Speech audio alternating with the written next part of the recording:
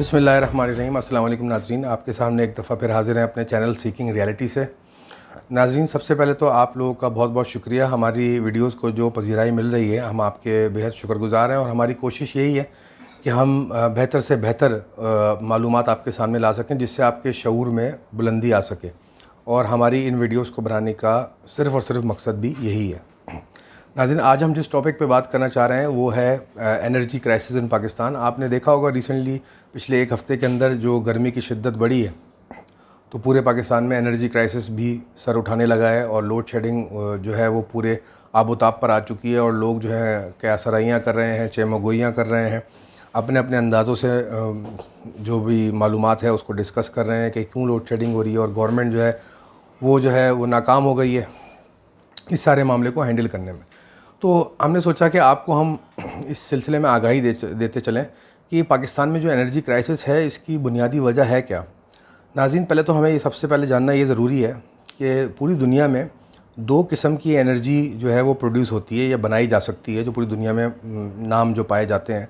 एक कहलाती है रिन्यूएबल एनर्जी और एक कहलाती है नॉन रिन्यूएबल एनर्जी। यानी कि एक वो एनर्जी जो हम रिन्यूएबल एनर्जी होती है, जो हम फ्री एनर्जी भी जिसको हम कहते हैं, यानी कि सोलर से, हाइडल से, विंड से, थर्मल एनर्जी, ये मेन 4 सोर्सेज होती हैं जिसको हम रिन्यूएबल एनर्जी कहते हैं, जो कि हम फ्री एनर्जी भी कहते हैं, हम कुदरत से हासिल कर सकते हैं।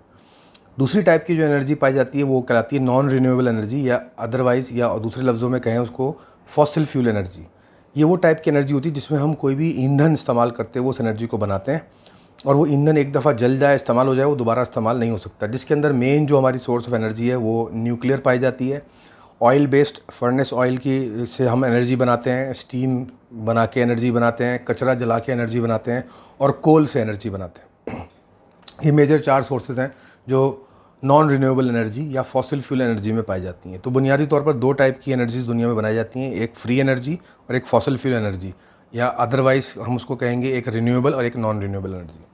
इस वक्त दुनिया में पूरी दुनिया में जितनी भी एनर्जी बन रही है उसका 30% हिस्सा जो है तकरीबन, लगभग, मैं इसकी एग्जैक्ट फिगर्स नहीं बता रहा आपको, लेकिन अंडर 30%, 30% से कम बिजली जो है वो रिन्यूएबल एनर्जी यानी कि फ्री एनर्जी से हासिल की जा रही है, जिसमें विंड मिल्स जो आप देखते हैं, बड़े बड़े विंड मिल पंखे लगे होते हैं, थर्मल एनर्जी सोलर प्लांट के ज़रिए हम एनर्जी ले रहे होते हैं, और थर्मल एनर्जी यानी कि ज़मीन की हीट को और ठंडक को हम इस्तेमाल कर रहे होते हैं, या हम हाइडल एनर्जी डैम्स बना के पानी के थ्रू टरबाइंस रन करके या समंदर के ऊपर टरबाइन लगा के वो एनर्जी हासिल की जा रही थी। ये दुनिया में 30% बिजली इससे हासिल की जा रही है।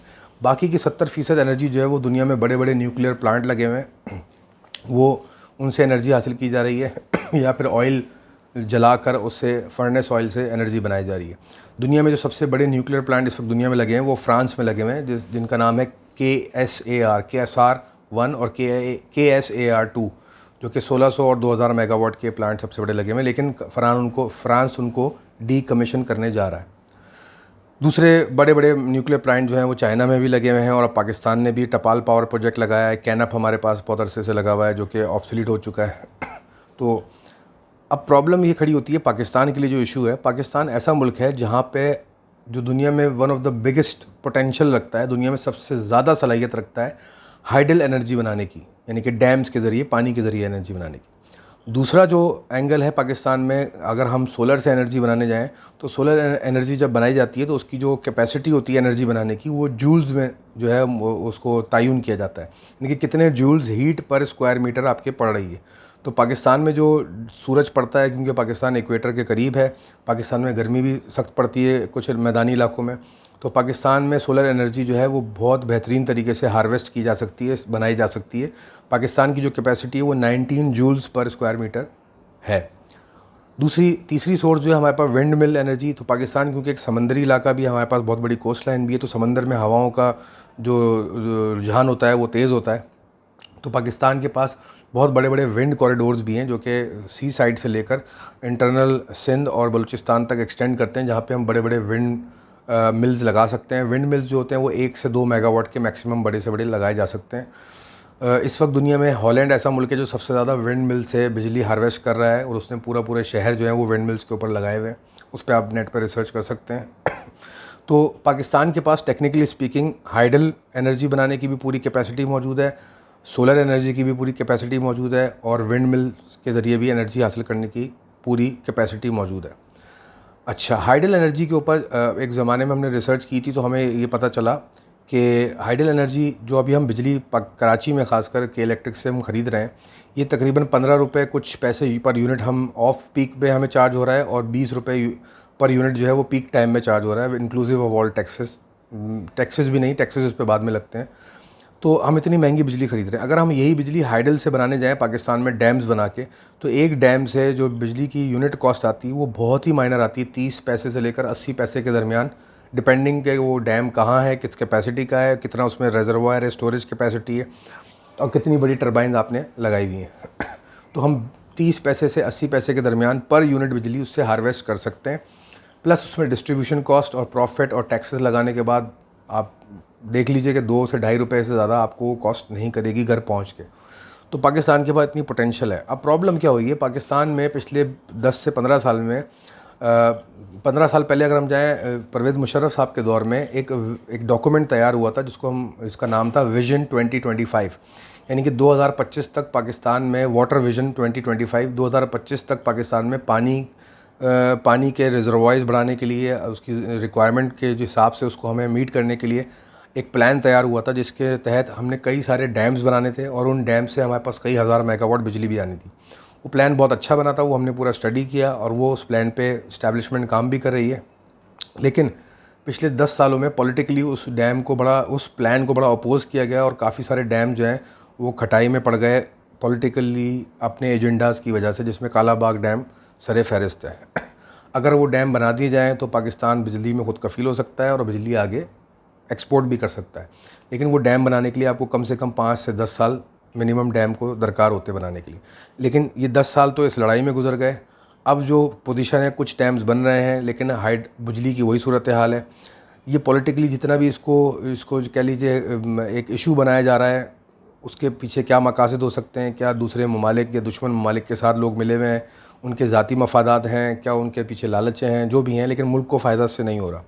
फिर बीच में ऐसे भी एक्टिविटीज़ की गई कि डैम फंड के नाम पर पैसे जमा किए गए, वो एक अच्छा आइडिया नहीं था, जिसने लोगों को और बदज़न किया इन मामलात से। बहरहाल पाकिस्तान के पास पूरी कैपेसिटी है हाइडल बिजली बनाने की, और अगर वो डैम्स बना दिए जाएँ तो पाकिस्तान बहुत अच्छी तरह खुद कफ़ील हो सकता है और बहुत ही सस्ती बिजली पाकिस्तानी आवाम को पहुँच सकती है। इस पूरे प्रोसेस में पिछले 7 साल में जो अच्छी चीज़ हुई है हम उसकी तारीफ़ करेंगे। केपीके के अंदर जो पिछली गवर्नमेंट इनकी रही है पीटीआई की, इन्होंने जो है वहाँ पे एक अच्छा काम ये कि जो छोटे छोटे जो गांव बने हुए हैं, छोटे छोटे पहाड़ी इलाकों में जगह बने हुए हैं जहाँ पे छोटे छोटे आबशार लगे हुए हैं, उन पे उन्होंने 1-1 मेगावाट 2 मेगावाट के टरबाइंस लगा के उन इलाकों को बिजली में खुद कफ़ील कर दिया है, और जहाँ पे एक्सेस बिजली वो दूसरे इलाकों को ग्रिड में दे रहे हैं। तो ये अगर हम चाहें तो हम इस मॉडल पे भी काम कर सकते हैं कि जगह जगह हर शहर, हर इलाके के साथ साथ एक रेजरवायर बना दिया जाए, जो रेजरवायर उस इलाके की पानी की रिक्वायरमेंट को भी पूरा करे और साथ साथ बिजली बनाए, और डैम्स भी बन जाएं, ताकि हमारा जो वाटर फ्लो है वो भी अच्छा रहे हमारे फ्यूचर में भी, और वो इरिगेशन के भी काम आ सकता है। बहरहाल आइडियली पाकिस्तान को ये करना चाहिए, क्योंकि पाकिस्तान दरियाओं में बहुत रिच है, उसका फ़्लो भी बहुत अच्छा है। सिर्फ हमें रेजरवायर्स बनाने की ज़रूरत है, छोटे छोटे डैम बनाने की ज़रूरत है, और बहुत सारे ममालिक ने ऐसा किया है।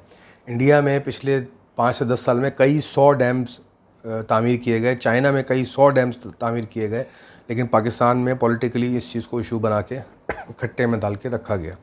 दूसरा रुख इसका क्या है कि पिछले 5 से 10 साल में जितनी भी प्राइवेट ऑर्गेनाइजेशन है जो बिजली ऑलरेडी बना रही हैं या बड़े बड़े दूसरे बिजनेसेस में मौजूद हैं, जो जाइंट्स हैं, उनको बिजली बनाने के लाइसेंसेस दिए गए, जिनको हम IPPs कहते हैं, और 20 के करीब IPPs लाइसेंस जो है वो इशू हुए पिछले 10 साल में। और वो 20 के करीब जो IPP और कंपनीज़ हैं, वो उन्होंने लाइसेंस लेने के बाद अपने प्लांट लगाने शुरू किए, जिसमें 100 मेगावाट, 120 मेगावाट, 150 मेगावाट के विंड पावर प्लांट भी हैं, और फर्नेस ऑयल जनरेशन भी हैं, सोलर पार्क भी बनाने की जो है वो चल रही हैं, जो मामलात चल रहे हैं। अब वो जब 20 IPPs मैच्योर होते हैं और उनकी बिजली ग्रिड में आती है, वो महंगी बिजली बेचेंगे, हमें बिजली और महंगी मिलती है, कंपटीशन नहीं है और मोनोपोली है, कहीं कहीं इन्हीं लोगों की इजारादारी है, तो नुकसान किसको पहुंच रहा है? आवाम को। अच्छा, ये जो 20 IPPs को लाइसेंस इशू किए गए थे, इसमें अभी रिसेंटली आपने स्कैंडल सुना होगा कि IPP स्कैंडल जो खड़ा हुआ है कि इनको जो लाइसेंसेस दिए गए इसमें बहुत पैसों का गबन हुआ। वो एक अलग सिचुएशन है कि इन कंपनियों ने लाइसेंसेस लेके बिजलियों के महंगे रेट यूनिट पर यूनिट जो है अप्लाई करके और अप्रूव करवा लिए, ताकि अब जब ये बिजली बनाने के बाद बेचें तो बेतहा प्रॉफिट जो है वो पब्लिक से कमा सकें। तो इस सारी सिचुएशन को लेके पाकिस्तान जब आगे बढ़ रहा है तो उसको खत्ते की सूरत हाल से भी लड़ना पड़ रहा है और जो है इन मामला से भी लड़ना पड़ रहा है, जहाँ पे एनर्जी क्राइसिस है, वाटर क्राइसिस है। हमारी जो असेसमेंट है सीकिंग रियलिटी की, जो हमारे थिंक टैंक की असेसमेंट है, वो ये है कि अगर हमने अगले 10 साल में, अगले 7 साल में ड्रास्टिक मेजर्स नहीं लिए तो इसके ख़तरनाक तरीन इम्पैक्ट जो है हमारी इकॉनमी पे और इस हद तक आ सकते हैं कि मुल्क कोलैप्स होने की हद तक जा सकता है। हम स्टैब्लिशमेंट को भी क्लोजली स्टडी करते हैं। स्टैब्लिशमेंट जो है वो सीरियस है इस वक्त इन मामलात को लेके और उसके असरात हमें नज़र भी आ रहे हैं और उस पर काम कर रहे हैं। लेकिन सिर्फ स्टैब्लिशमेंट किसी हद तक इस पर काम कर सकती है, लेकिन बाकी फैक्टर्स को भी सपोर्ट करना ज़रूरी है। पिछले 10-15 साल से गवर्नमेंट फैक्टर्स या पॉलिटिकल फैक्टर्स इन चीज़ों को आगे बढ़ने से रोक रहे हैं। उनका एजेंडा क्या है वो आप बेहतर समझ सकते हैं, बहैसियत आवाम आपको गौर करना चाहिए। लेकिन अगर ये पॉलिटिकल फैक्टर्स ने सपोर्ट नहीं किया तो मुल्क जो है वो संगीन सूरत हाल में आ सकता है। चाहे वो पानी का मामला हो, हर साल हमारे पास सैलाब आ जाता है, चाहे वो हमारे फूड क्रॉप का मामला हो, हमें इरिगेशन के लिए, हमें ज़राअत के लिए पानी मुयस्सर नहीं होता, उसमें इख्तलाफात होते हैं, सूबों में इख्तलाफात होते हैं, डैम्स नहीं बन रहे, हमारे पास पीने का पानी मौजूद नहीं होता, हमारे पास बिजली बनाने के लिए नहीं होती। तो अगर हम सिर्फ अपनी इस पानी की और इस बिजली की एनर्जी की अप्रोच को सीधा कर लें तो हमारा मुल्क जो है खुशहाली की राह पर जा सकता है। पूरी दुनिया जो है अब इस वक्त सोच रही है कि किस तरह वो रिन्यूएबल एनर्जी की तरफ शिफ्ट हों, फ्री एनर्जी की तरफ शिफ्ट हों। अब दुनिया में ये एक निज़ाम चल पड़ा है, एक सोच चल पड़ी है कि सारे ममालिक ने न्यूक्लियर एनर्जी से अपने हाथ धोने, उससे जान छुड़ानी है, फॉसिल फ्यूल एनर्जी से अपनी जान छुड़ानी है और रिन्यूएबल एनर्जी की तरफ, फ्री एनर्जी की तरफ जाना है। दुनिया जहाँ में आप जब ट्रैवल करें तो वहाँ पे गैस पर लोग डिपेंड नहीं करते, वहाँ पे चूल्हे भी बिजली से जल रहे होते हैं, इतनी वाफिक मकदार में वो बिजली बनाते हैं। तो फ्यूचर जो है पूरी दुनिया का वो यही है, एनर्जी है, वाटर है, फूड है। अगर हमने अब इन मामलात पे फोकस नहीं किया तो आने वाले वक्तों में हमारे पास पछतावे के अलावा कुछ नहीं बचेगा। तो हमारी अपील भी है और एक ये वार्निंग के लिए वेकअप कॉल भी है हुक्मरानों के लिए कि वो इस मामले को सीरियसली देखें और मुल्क को बेहतरी की तरफ लेके जाइए। अल्लाह आप सबका हामी और नासिर हो। अगली वीडियो तक के लिए इजाज़त दीजिए। हमारे चैनल को लाइक कीजिए, सब्सक्राइब कीजिए ताकि हम आपको बेहतर से बेहतर वीडियोस पहुंचा सकें। अस्सलाम वालेकुम।